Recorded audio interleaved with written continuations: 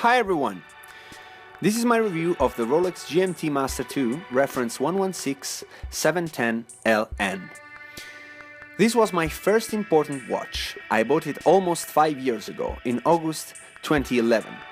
Even though after this I bought some other watches and the collection grew, the GMT holds a special place in it. I believe I will never sell it. Let's begin with a little bit of history. This model is just the last one in a long lineage of travel Rolexes. The first GMT, the name obviously coming from Greenwich Mean Time, was in fact born when Pan American Airlines asked Rolex to build a watch capable of displaying multiple time zones at the same time. The result of this request was the 6542, basically a turnograph, reference 6202, with the same 38mm stainless steel case, but with modified bezel and movement. This first model already defined in 1954 what would have been the main characteristics of the GMT: the fourth hand for the second time zone and the 24 hours bezel. This bezel, at first, was made of red and blue bakelite, a not so robust luminescent plastic material, replaced gradually from 1956 with more resistant but not luminescent metallic bezels. The lucky ones that didn't replace their bakelite discs today have in their hands a piece of horological history with a much higher value. Nickname of the 6542 with the bakelite bezel is Pussy Galore, from the 1964 movie 007 Goldfinger, where Honor Blackman's character, Goldfinger's pilot, wears the GMT during the entire movie. In 1959, Rolex presented the 1675. With a 40mm case, it is the GMT that had the longest life. It has been in production until 1980. It encased 2 movements and it got versions in gold, steel and gold, with a leather strap and with a Jubilee bracelet. In relation to my GMT, we could say that the 1675 was the first chromatically similar ancestor since the all-black bezel first appeared on it in 1972.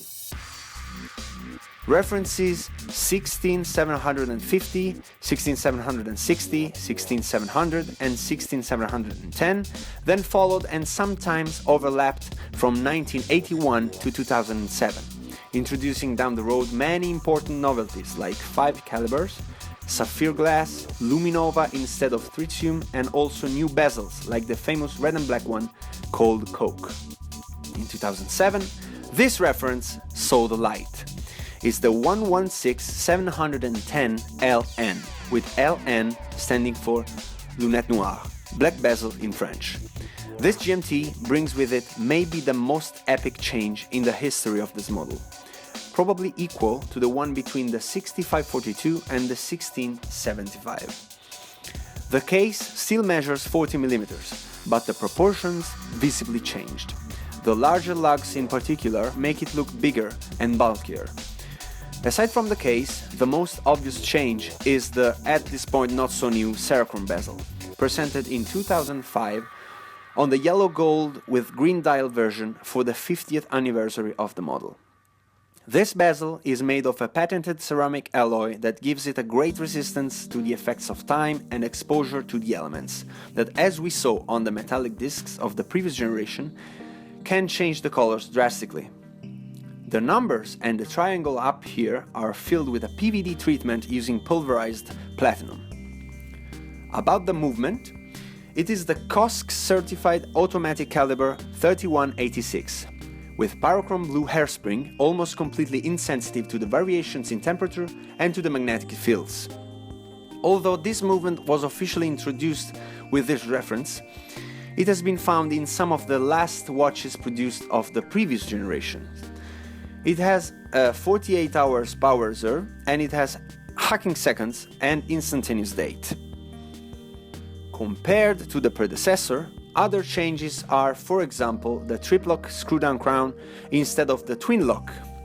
Strangely enough though, even though it's technically the same of the Submariner, the water resistance is limited to 100 meters instead of the 300 of the Sub. The bracelet has changed, it is much more robust, It has an oyster lock clasp with the EasyLink half-link extension and the polished center link. This makes it maybe a little bit too delicate, especially on the clasp, where all the scratches concentrate. Aesthetically though, I think that the polished center link helps to lighten the visual impact on the wider lugs.